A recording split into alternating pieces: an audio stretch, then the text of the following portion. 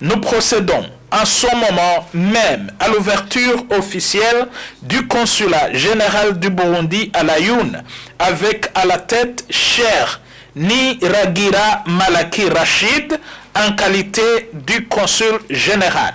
Il est avec moi, je voudrais vous présenter le consul général.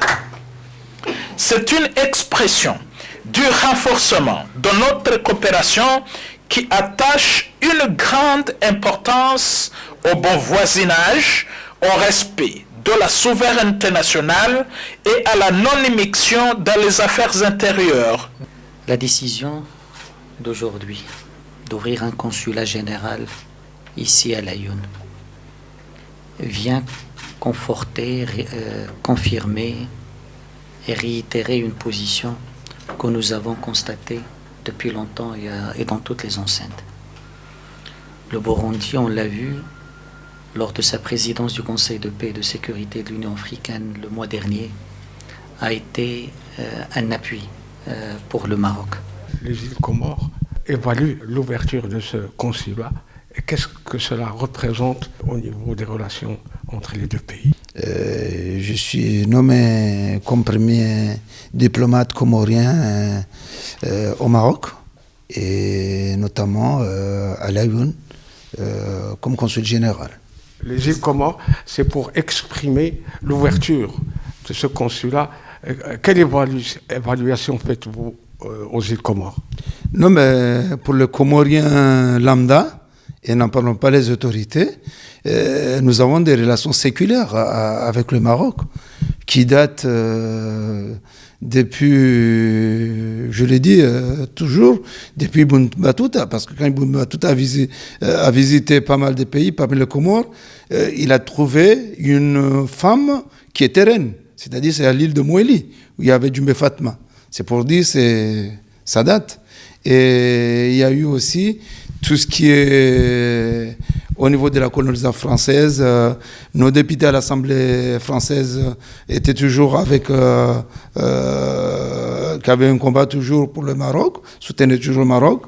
Et il y a eu la déportation du feu, que Dieu lui accorde sa miséricorde, le roi Mohamed V à Madagascar. Et là, pour l'information que je viens d'accueillir récemment, quand j'étais au Comores, j'ai trouvé que le président du conseil comorien, qui était médecin à Madagascar lors de la colonisation, était un grand ami à feu Sa Majesté Mohamed V.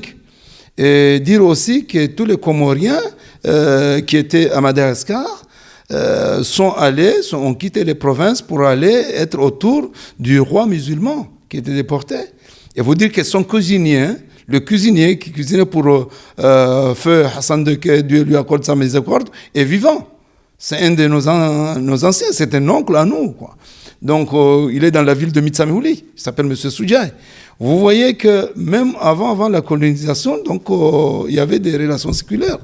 Et entre-temps, il y a eu fait Sa Majesté Hassan II et notre ancien président, que Dieu lui accorde sa miséricorde, Ahmed Abdallah Abderrahmane, qui étaient des amis, c'était des frères, si on dit. Parce que quand Sa Majesté avait quitté l'enceinte de l'OIA, c'est le premier président, Ahmed Abdallah, qui l'a accompagné et dit que votre combat, c'est mon combat. Très bien. Monsieur le consul, il y a d'autres pays qui ont ouvert à Laayoune. Que pensez-vous de ces actions de ces pays africains à l'égard du Maroc? Non, bon, pour vous dire, les Comores ont ouvert la voie, les portes du Sud, hein, en nommant le premier consul. Parce que c'est une politique qui se trouve la vision. C'est la vision de Sa Majesté Mohamed VI, cette vision visionnaire de l'Afrique. Comment réorganiser l'Afrique, comment les mettre ensemble.